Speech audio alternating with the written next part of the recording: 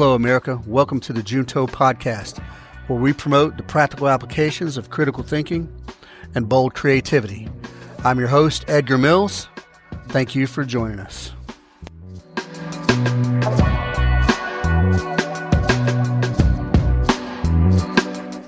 Hello, good people. Welcome back to the Junto Podcast. This is episode 45. I appreciate you guys for staying with me. I appreciate the feedback that I get from you guys. So, thank you very much. So today's episode is a touchy one, but it's one that persists. It's around. It's out there. You know somebody. You've worked with somebody. You may have been the guy. But we're going to talk about the effects of alcoholism. And, well, the effects for sure on young families especially, and on you as an individual, and how we can help other people try to defeat it. It's a problem, and it's an accepted problem, and it's a glorified problem. And booze, unlike drugs, booze are glorified. They're just universally accepted as correct and normal. And there's bars all over the place. Every restaurant sell booze. I myself enjoyed having a cold Guinness with my mates at the pub. But much like anything, much like politics, much like food, anything that's done to extreme or in excess it's bad, and it will have negative effects, some worse than others. So alcoholism, right? If you're a young guy, youngish, right, in your 20s, 30s, even if you're in your 40s, man. Now, if you're still boozing in your 40s, there's some issues that need to be addressed, probably. But it creates. I'm not talking about your social drinker. No, I was talking about it's glorified and going out to the pub and this and that and being social, but in moderation, right? It's okay to go out and have a drink with your mates, but what if you're at home drinking alone, in the middle of the day to try, for whatever reason, right? That's a big problem. And it just, all it does is create, it's a touch point for other problems. If have a young family, you have to know that children of alcoholics are something like 4 or 5 times more likely to become alcoholics. You are more likely to be divorced or get divorced. You are more likely to cave into domestic violence. You are more likely to spend and waste money on unimportant things. But let's talk about, more importantly though, let's touch on the effects on your kids, man. Kids aren't stupid. And just because you make them go to their bedroom and close the door, don't mean they don't hear things. Don't mean they don't know what's going on. And it creates an anxiety in those kids, and it puts them in a different frame of mind where they're looking for some kind of mental escape or even physical escape, or they're seeing a behavior that, as far as they know, is normal and correct. So they think that, well, this is the way it is. It's okay. And it's not. And if you're a parent and you're at home drinking, drunk, and you're not present with your kids and your wife, I mean, it can go from, I was tired from work, to like you got to start answering questions at some point. And then you're blacked out in your bed, and then you rage because somebody wants you to get up and participate in life. And then you create a scene in the house and it scares the kids, disappoints your wife, etc. And it just crushes, destroys the family dynamic. That happens. And look, folks, I'm not speaking about alcoholism from a necessarily judgmental position. I myself have in my younger years, found myself awakened,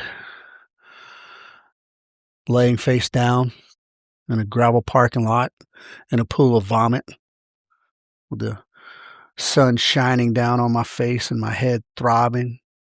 Yeah, it's a ridiculous scene, but it's a ridiculous thing to get to that point.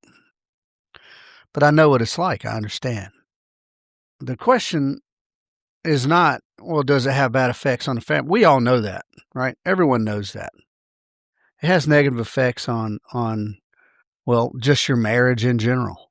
It has negative effects on your relationship, your ability to hold a relationship with anyone, but especially even your kids.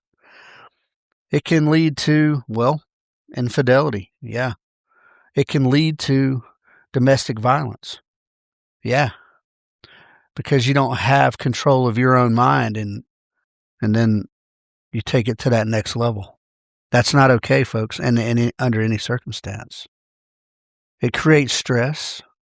It can create financial instability, and ultimately it can create divorce and loss of your family and your kids, and even more so, ultimately, loss of life. If you continue to drink, it will lead to an incident sooner or later. Statistics don't lie. And if you're out there and you think you're above the statistics, you're not.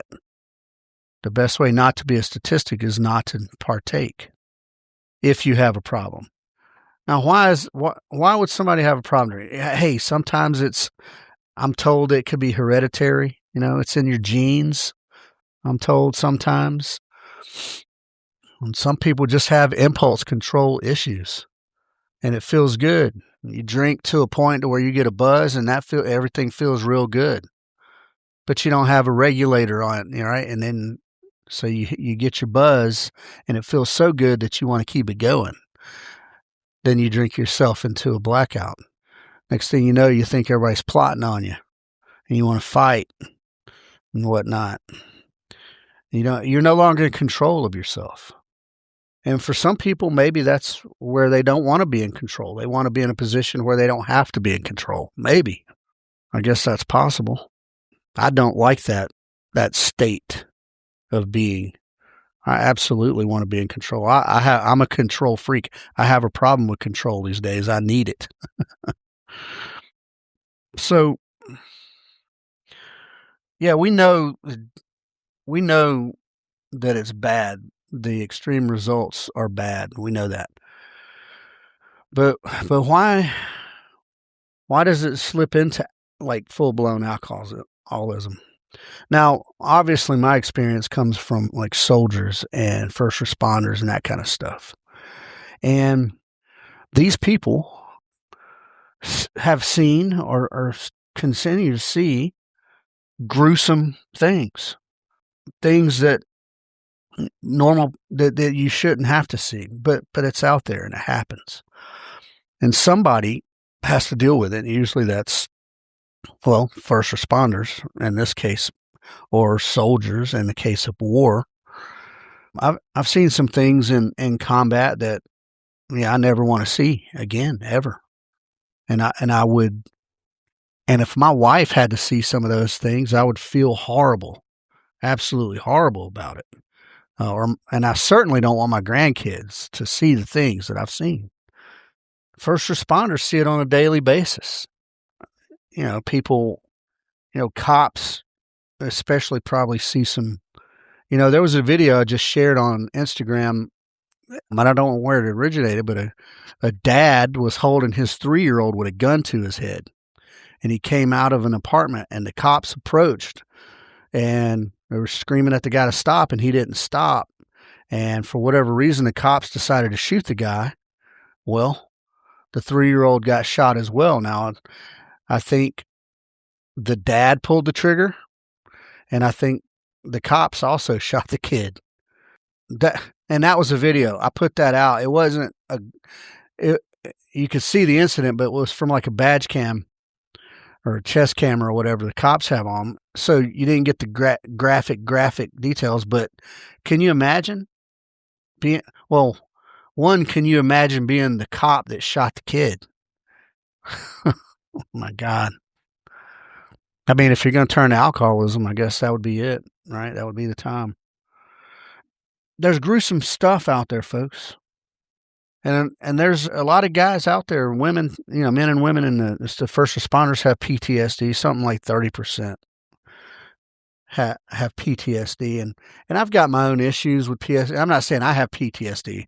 I'm saying I have my own feelings about the label, and I guess different people process things in different ways. So I don't really know how to address that. But what I do know is that just being a tough guy and manning up don't always help you with that. And if to man up means you got to go pound beers in order to kill the feelings, then that's wrong. That's the wrong answer. If you need to go pound beers to kill the feelings and use that numbness as some kind of shield against the pain. So it's a method to deal with it. It's just a very bad method. And it has effects that are beyond you. It affects people beyond you. It's sneaky alcoholism. Because, maybe even as a teenager, I know when I was young, there was parties on the weekends, high school, whose ever parents were out of town. When somebody always knew had a brother or somebody who was 21 who would go buy, a keg for the party. And so whose ever parents were out of town, that's where the party would be. And, you got a bunch of teenagers drinking. And that's a social thing, and it's kind of fun. But even then, you can probably remember back to then. You can probably remember that one guy that always took it too far. Yeah, you can probably remember that one guy. But as an adult, right, as a grown person with responsibilities, and you're drinking alone at home in the middle of the day, trying to numb your feelings. And you don't want to talk to anybody because either you don't want to burden them or you don't think that they can take what you're dishing out, that it's just too much for them or whatever. So you start to drink. And then as you start to drink, it builds this like an internal loneliness, right? You're with somebody. You might even be in the same room with your wife or your kids, but you feel lonely because you're not sharing all of yourself. So you're opposite of that. You're isolating yourself internally, your feelings. And so that loneliness, even you're dulling that a little bit, but all it's doing is digging deeper into you. And then you're distant. Or if you get drunk to a point to where you start becoming belligerent even. So putting yourself in an own self-imposed lockdown with booze and not talking to your family that's not sparing your family any pain. That's just creating a different kind of pain. And then any genuine connection and closeness that you have, you're undermining that. And your kids feel it. Believe me, they do. Your kids feel that. Your wife feels that. And here's the thing, man. Those of you who listen to me regularly, you know that I value individualism, rugged individualism, stringent individualism. And you be who you are. You do all those things. You act of your own accord. And you own your own failures and successes. But now you're adding a different variable in there. Alcohol is becoming a thing. And if that alcohol is winning the battle with you, well, then your individualism isn't enough. You need to seek help with somebody else. You need somebody to help you haul that load, man. Sometimes you've got to hand the 240 off to somebody else and take a break. So be a rugged individualist. But if you start losing the battle, man, step up. Hey, I need a little help. Whether it's a trusted homie, whether it's a therapist, or whether you trust your wife enough to be honest with her. Do you trust your wife enough to be honest with her? Or are you afraid that if you are honest with her, that she will no longer see you in some kind of whatever way you imagine she sees you? Share the load. Share the load. Because this is not one that you just, okay, well, I'm just going to fight through it. It's going to, well, statistically, it's going to win. Because once the alcohol is in your brain, you no longer have control over yourself. It's no longer you anymore. Yeah, your individualism has been clouded. It's gone. So don't use individualism as a reason not to reach out for help. It warps your brain. It does. And to a point to where it becomes addictive. And all that craving overrides anything else. And then you'll start to unintentionally, but then eventually, just intentionally, it won't even matter to you, to where you start missing things like, being present with your family. And they'll see that. Your family will see that. And I'm going to say there is a selfishness involved there. Whether it's from like a self-pity, or whether it's from like even a noble to where you're like, I'm going to keep all this to myself because I don't want to hurt anyone else with my pain. It's still selfishness, however well-meaning it may be. But that selfishness, it's unhelpful. It's unhelpful. And I promise your family will survive honesty. It might be rough, but they'll survive the honesty. It won't survive abuse or absolute negligence. So when you're going for that numbness, right? If I'm going to drink a bottle of wine just to numb out this pain I feel. But then and your kids are just what? Where are they at? What are they going to get from that? It's a selfishness above and beyond that, right? And you think you're fixing something, and all you're doing is creating 2 or 3 other problems.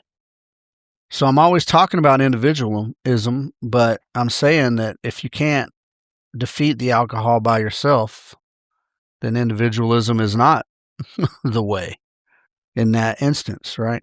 And I talk about liberty and individual rights and individual liberties a lot. But all you're doing is undermining your own freedom there, because now you're subservient not to a crown, not to a political party, but to the booze. You're subservient to the booze. So you're not any more free, right? And so you go on these benders and you drink and you pass out. You drink, right? You're at home. Your family's at home. You drink to a point to where you no longer have a memory of what you're doing, So then disaster ensues, right? You don't know what you do. You wake up the next morning, your wife's assed up. You're like, oh, what? There's puke all over the bathroom. Yeah. Well, I mean, what about that? You don't get a free pass because you don't remember what you did. You don't get a free pass because you don't remember what you did.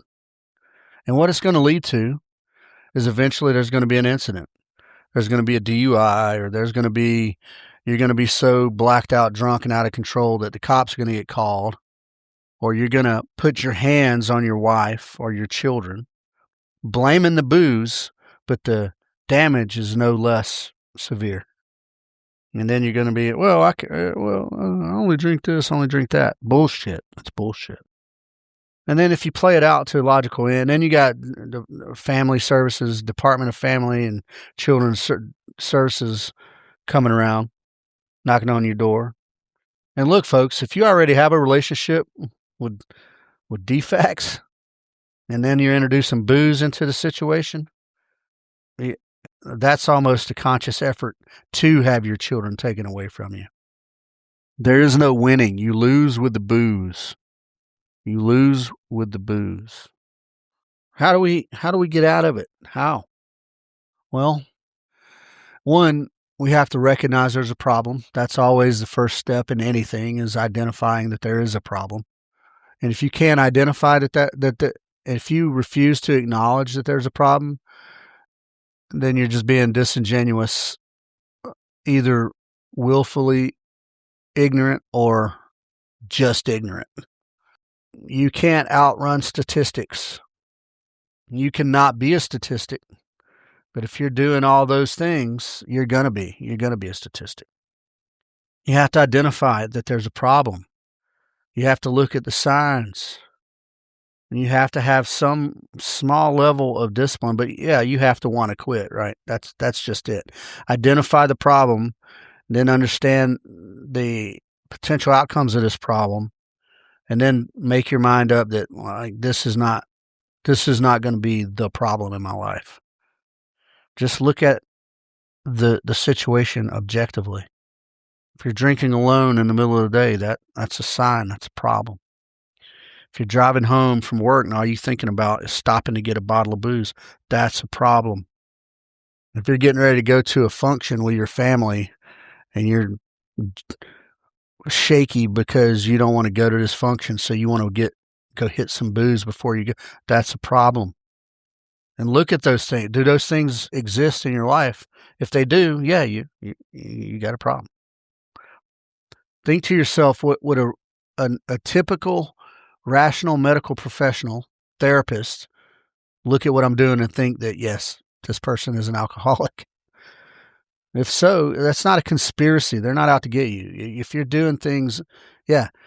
When I was in the Army, every time you do your medical PDA, pre-deployment health and readiness assessment, and they ask, do you have more than one drink per day or week or whatever it is? And then it's like, do you drink more than 2 drinks in one sitting? And every soldier in my, you're looking at this going, what are these people talking about? Yeah, of course. But you always put the right answer though, right? You don't put, yeah, I drink, 8 Guinness in one sitting every weekend. Some people through the week, right? I was never much of a through the week drinker, but sometimes, especially when I was in Korea, holy cow, I was probably, and I'm not saying this because I'm proud of it. I'm just telling you, I have been through some good and bad for sure, but, and it's a slight exaggeration, but I mean, I was probably drunk as much in Korea as I wasn't. I did a lot of drinking. It was too easy to do. It was ridiculous. It was, anyway, where were we at? Spot the problem, identify it, and then resolve, like, are you going to just let this ruin your life? Understand that it will, and then go, okay, all right. And then realize, man, that you're carrying that heavy ruck and you're carrying that 240, right? And you're like, okay, I need to pass this 240 off for a little while. You're not quitting. You're just getting a little help, all right? Just lightening the load just a little bit. Lightening the load a little bit. And let people help you who love you. There are people that love you, whether you think there are or not. Let them help you. Get past the, like, oh, he's just gonna slam me. Just get past that, all right? Get past that superficial stuff. And then just accept the real help, right? Accept it. And then once you've accepted that, okay, I could use some help. Now, if you know somebody, just help them without pushing, right? You don't push, because that'll create a resistance. That's the way the American man is. If you push them, they will resist. So just show them paths. Yeah, just show them paths, and then help them and help guide them through. And if you're a spouse of one of these people with a problem, you have to not only set realistic boundaries, but you have to adhere to those boundaries. And if the boundary is, hey, there's no booze in the house, then that's the way it is. Yep, that's the way it is. No booze in the house, period. And then every so often you go out to eat and instead of getting booze, you just get sweet tea and be done with it. An alcoholic, generally speaking, good people, cannot have any alcohol, period. That's it. That's it. I'm sure there's some people out there that have defeated the problem and now they can drink one or two and be responsible and all that. That's probably the case. That's probably okay. But yeah, man, it's too easy to slip. So if you're a spouse, not only do you need to set these lines, these and these rules that you both have to adhere to, but you also have to be accountable to them. And as a spouse, you have to hold yourself as accountable and as responsible as you do your alcoholic spouse. Yeah.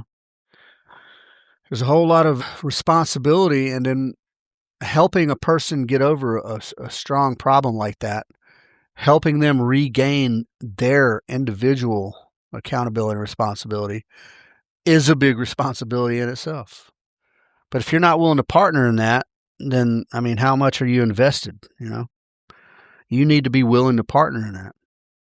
And if you're dealing with these people who have these problems, if it's your husband or your spouse or your wife or whoever, or your son or daughter, be empathetic. You know, I used to have a problem with that. I used to be very harsh, judgmental wise. But be empathetic. That will drop the defense mechanism, right? And that'll allow them to open up a little more.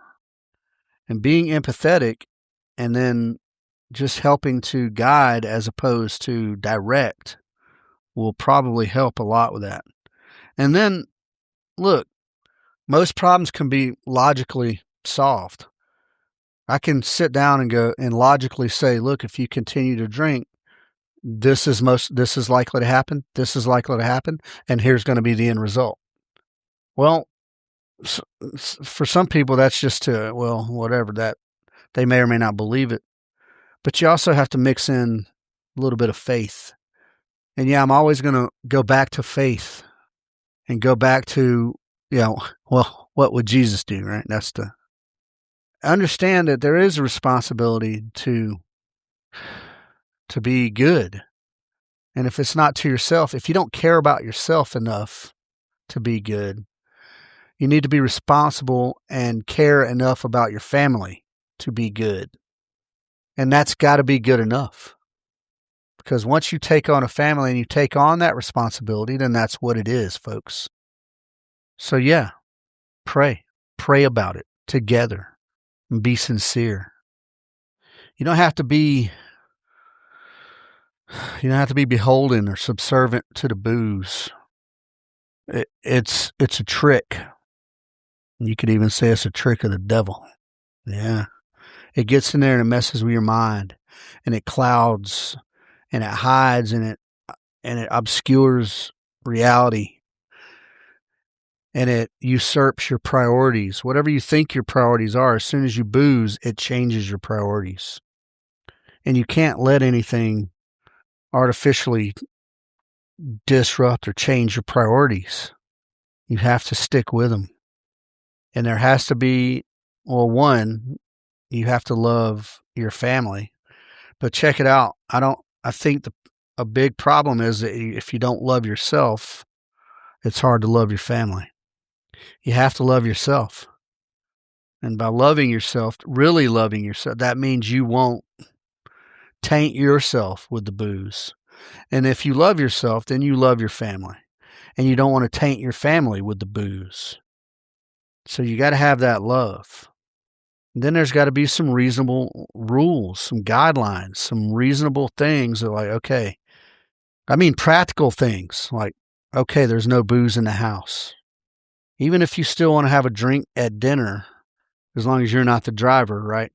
But have some rules that are tangent, like, okay, no booze in the house, period. Or no booze while I'm doing this, or no booze while I'm doing that. And slowly but surely phase it out.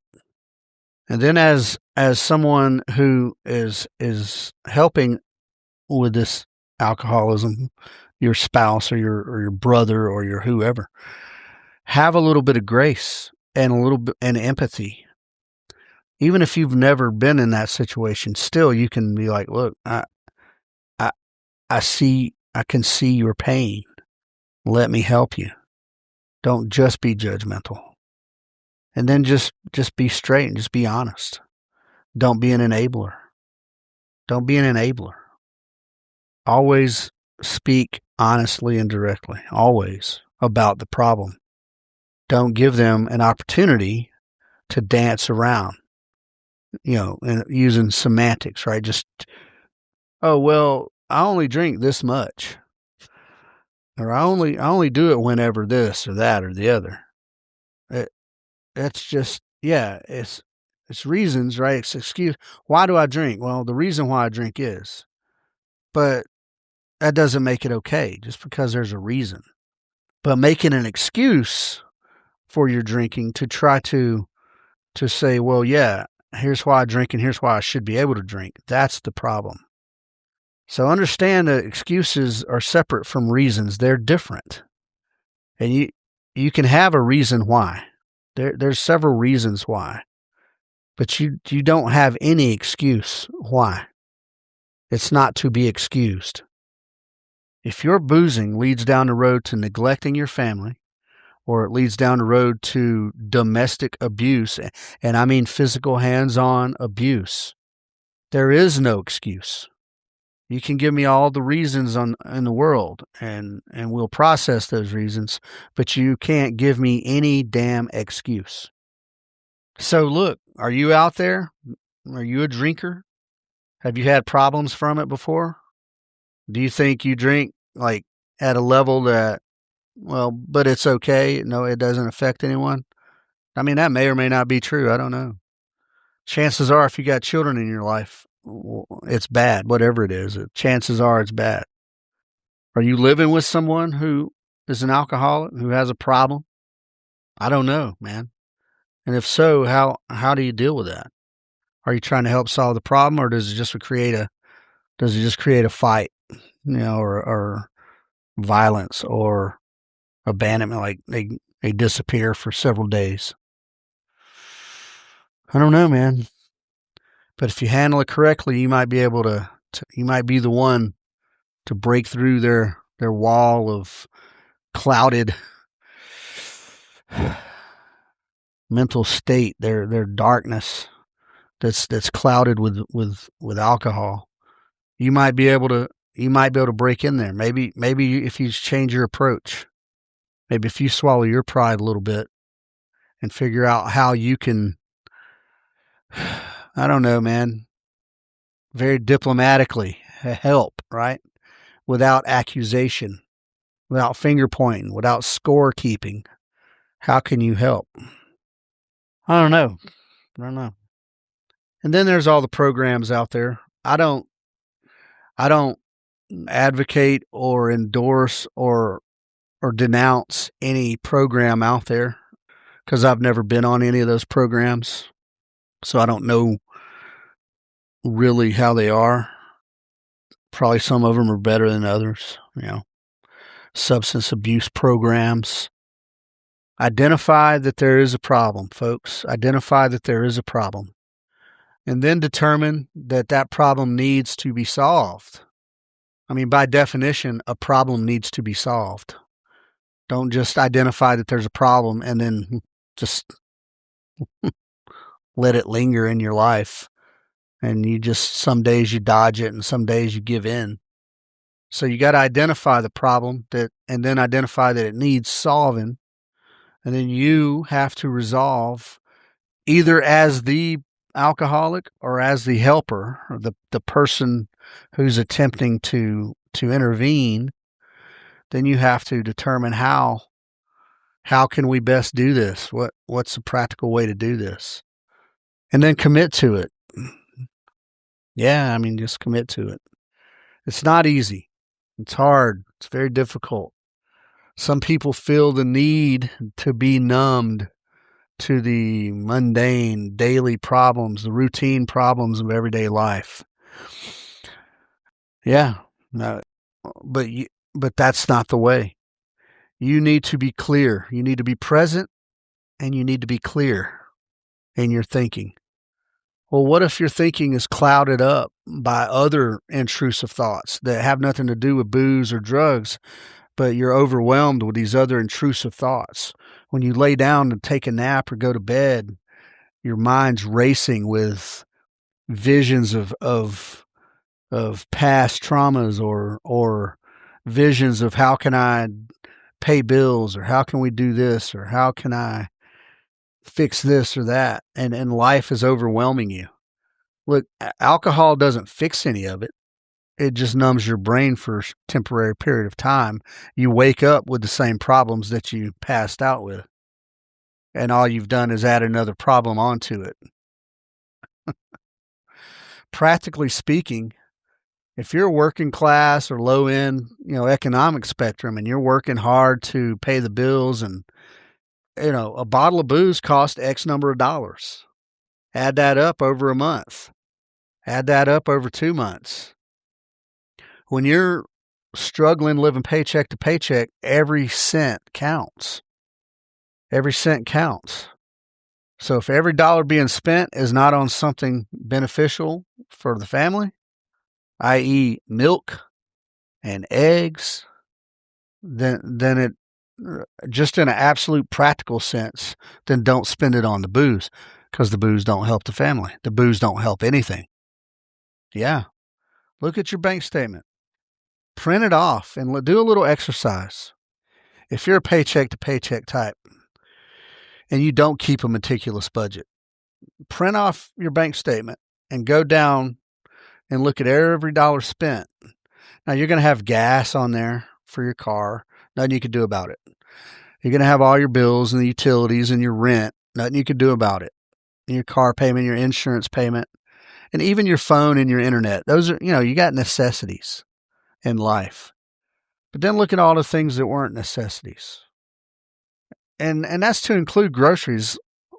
So just because you spent $300 on groceries, how much of that was spent on non-essentials? And I mean booze, right? That's what I mean.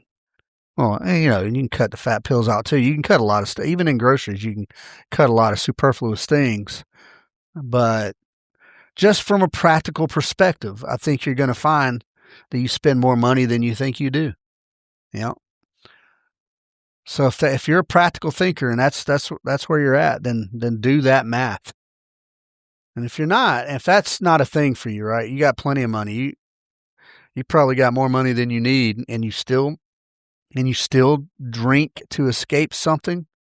Then you got to determine, like, are your problems, they're yours, right? You perceive them to be your problems.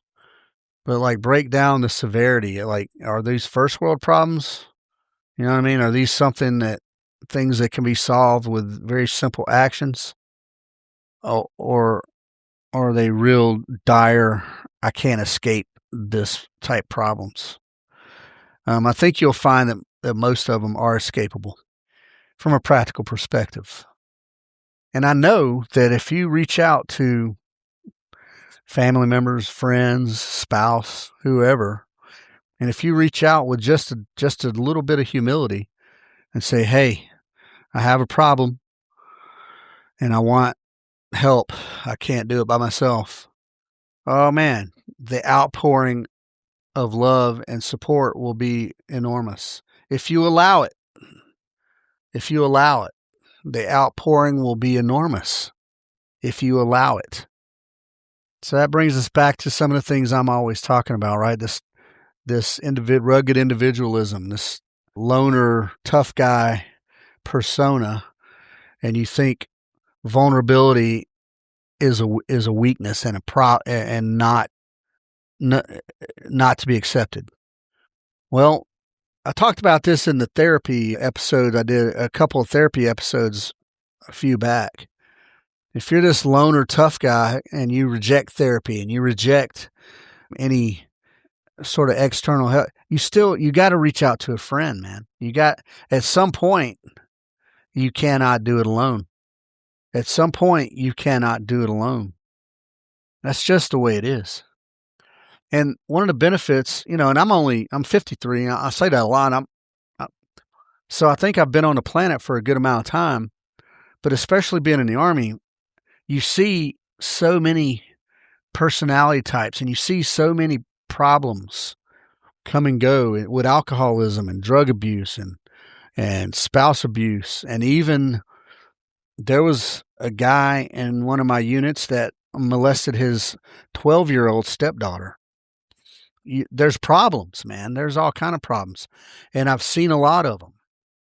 So I'm not a therapist at all. I'm not a counselor. I'm not anything except a mentor to people who choose to make me their mentor. And I have been a leader of men for many years. And during that time, I have seen the gamut of problems. And in every case, it's eventually they had to reach out to someone else to get help from another source, because at some point they break down. At some point you run out of what you consider to be options.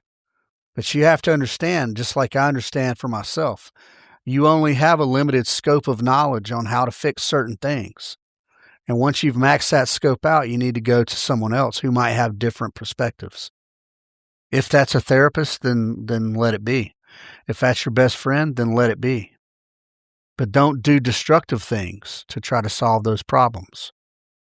And if you're listening to this and you're out there in who knows where, and you think you got some kind of dark problem that you don't want to share with anybody that you know because it's too whatever, embarrassing or too painful or too whatever, share it with a stranger. Share it with me. And I will keep it in confidence, and I won't. And that's it. And I will listen to what you have to say, and I'll give you my best good advice on a way forward. But even then, understanding if somebody gives you, even if a qualified, certified, whatever therapist gives you the best good advice, you still have to implement it. You still have to want to fix the problem, and then you have to implement the fixes without deviations. You can't implement a fix and then sneak back to the booze. You have to want to fix the problem and commit to fixing the problem. But yeah, good people, that's one of the only things I can do in my capacity here on the Junto podcast is that I can offer my ear and I can offer my life experience to you. And I do so freely. I offer my life experience to you. And if you value it and you think, oh man, this guy's probably got some good insights, then I'm here for you. And that's not just with alcoholism, folks. That's with, whatever. I'll help you in whatever I have the capacity to do it in. But we're talking about alcoholism, and even, I didn't talk a lot about addiction, right? It's very similar, but just different effects. But these are, alcoholism is one of the major problems in America. There's been the war on drugs, right? And we know drugs are a problem. But alcoholism is that one that people slide under the table because it's accepted. Yeah, it's just accepted until something bad happens. And then when that bad thing happens, the person gets hammered, gets thrown under the jail, but there's no war on alcohol. And it's strange, right? If a person is drunk driving, kills someone, goes to jail, nobody says anything about banning booze or banning automobiles. And then in contrast, somebody goes and shoots somebody and everybody wants to ban guns. It's bizarre. So yeah, alcohol is just an accepted evil in society. Yeah, because booze has been around as long as mankind has been around, just about, I guess. Since they figured they could ferment grapes, there's been booze. So it's accepted in a societal way. And, is that good? Is that sad? Is that good, bad? Who knows, man? The social lubricant. Booze are the social lubricant. It's accepted. So what that means to a person with a problem is that You're fighting sort of two battles, your own addiction and then society's view of like, oh, alcohol, oh man, you just got to control your drinking. Well, for some people, it's all or nothing. Yep. And that's sad, but that's the way it is. If you can't drink lightly and socially and not need it and not succumb to it, then don't drink at all. That's sort of a point blank way of putting it, but that's the ultimate goal, I think. Anyway, it ain't just about handling your booze. So yeah, if you can't drink, don't drink. Don't drink. Don't add that problem to your life. Don't add that problem to your children who don't yet have problems. You know, they're dealing with their own little problems at school, right? You know, they go through these different phases, especially in public school, where there's cliques and there's little rich kids and then poor kids and then there's angry kids and violent kids and then you got all the pretty little cheerleader girls and then you got the bullies and they're all trying to hide something or they're all trying to look and act a certain way to be liked or to be popular or whatever. Your kids have got so many other freaking problems to deal with. And you don't remember them maybe. Maybe you forgot about them. Or maybe as you grew up, you're like, oh, those aren't really problems. Those are just small change problems. Well, in their lives, they're big problems. So the last thing they need is a parent at home passed out and vomit. Because that's just going to create a cycle. Man, I'm just, you know what? I offer some solutions. Yeah, reach out, folks. Reach out. Reach out to me. Reach out to your best friend. Reach out to your spouse. Reach out to your preacher. Reach out to someone and dump all your garbage, all your suppressed, pent up, horrible things. Dump it all. Get another perspective so that you can live truly freely, so you can be free from those alcohol chains, those be free from that so that you can truly be free. Because no matter what the government's doing, a free mind you're free. You have clarity and decision-making autonomy. And when you have booze in your system, you don't have that. So if not for your family, if not for your own health, do it for your own freedom. All right, good people. Do reach out. thejutopodcast.com. Go to the Contact Us section. Everything that goes on between me and you will be strictly confidential, and that is all. I love you, good people. Do good. Be good. Reach out if you need it. Take care.